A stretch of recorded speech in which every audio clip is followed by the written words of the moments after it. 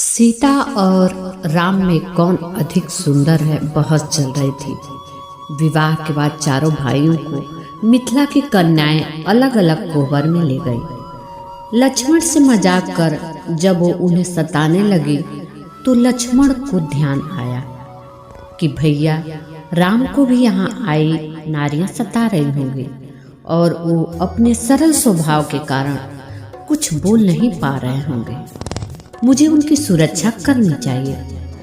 सो लक्ष्मण अपने कोहबर से निकलकर उस कोहबर में आ गए जहाँ राम और सीता विराजमान थे।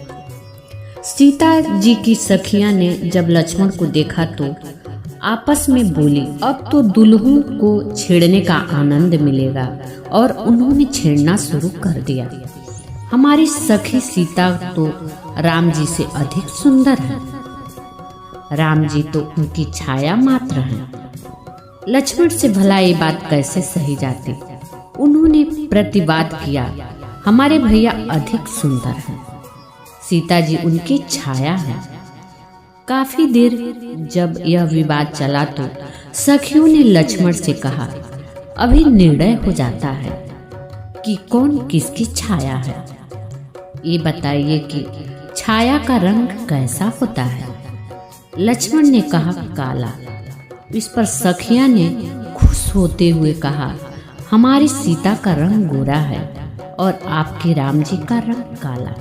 इसी से सिद्ध होता है कि सीता सुंदर है और राम जी तो उनकी छाया है। लक्ष्मण कुछ न बोल सके। हर पिता के भाग्य में बेटी नहीं होती। राजा दशरथ जब अपने चारों बेटों की बारात लेकर राजा जनक के द्वार पर पहुंचे तो राजा जनक ने सम्मान पूर्वक बारात का स्वागत किया।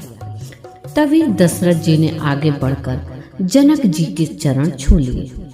चौंक कर जनक जी ने दशरथ जी को थाम लिया और कहा, महाराज आप बड़े हैं, बर पक्ष वाले हैं, ये उल्टी गंगा कैसे बहा रहे हैं।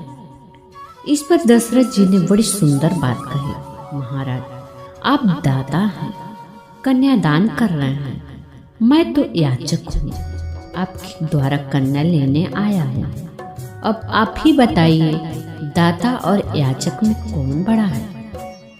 यह सुनकर जनक जी के नेत्रों से अश्रुधारा बह निकली। भाग्यशाली हैं वो जिनके घर होती हैं बेटियां। हर बेटी के भाग में पिता होता है, लेकिन हर पिता के भाग में बेटी नहीं होती। एक दिन श्री राम जी ने हनुमान जी से कहा कि हनुमान, मैंने तुम्हें कोई पद नहीं दिया, मैं चाहता हूँ कि तुम्हें कोई अच्छा सा पद दे दे, क्योंकि सुग्रीव को तुम्हारे कारण किष्किंधा का पद मिला, विभीषण को भी तुम्हारे कारण लंका का पद मिला, और मुझे भी तो तुम्हारी सहायता के कारण ही अयोध्या का पद मिला, परंतु तुम्हें कोई पद नहीं मिला। हनुमान जी ने कहा, प्रभु सबसे ज्यादा लाभ में तो मैं ही हूँ। श्री राम जी ने पूछा, कैसे। हनुमान जी ने कहा, सुग्रीव को किष्किंधा का एक पद मिला, विभीषण को लंका का एक पद मिला, और आपको भी अयोध्या का एक ही पद मिला।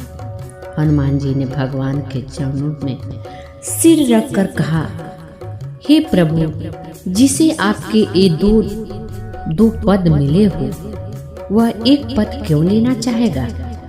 श्री राम जी हनुमान जी की बात सुनकर बहुत प्रसन्न हुए। सबके ममता ताग बटोरी, मम पद मनहि बाधि वर डोरी।